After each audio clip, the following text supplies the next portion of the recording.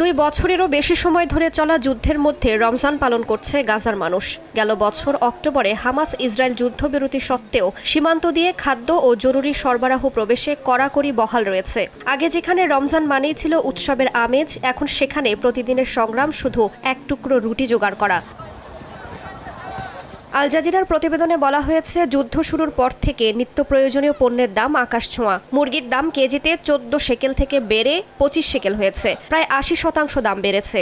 ডিমের tray 13 shekel থেকে 35 shekel, আর শসার দাম 3 শেকেল থেকে 12 শেকেল, যা 3 গুণের বেশি। সীমান্ত পুরোপুরি বন্ধ থাকার সময় কিছু ক্ষেত্রে দাম 700% পর্যন্ত বেড়েছে।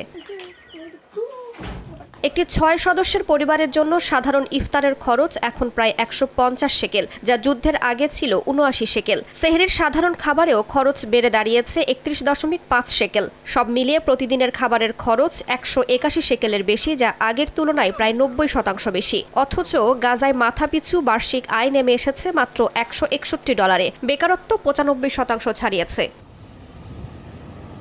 অর্থনৈতিক গবেষকরা বলছেন, অবরোধ ও সীমিত ট্রাক প্রবেশই মূল্যস্ফীতির বড় কারণ। মানবিক সহায়তা চুক্তি অনুযায়ী দিনে 600 ট্রাক ঢোকার কথা থাকলেও বাস্তবে ঢুকছে 200 থেকে 250টি। পাশাপাশি মাত্র কয়েকজন ব্যবসায়ীর হাতে আমদানির অনুমতি থাকায় বাজারে প্রতিযোগিতা নেই, ফলে কৃত্রিমভাবে উচ্চ দামে বিক্রি হচ্ছে পণ্য। রাইসা জান্নাত, সময় সংবাদ।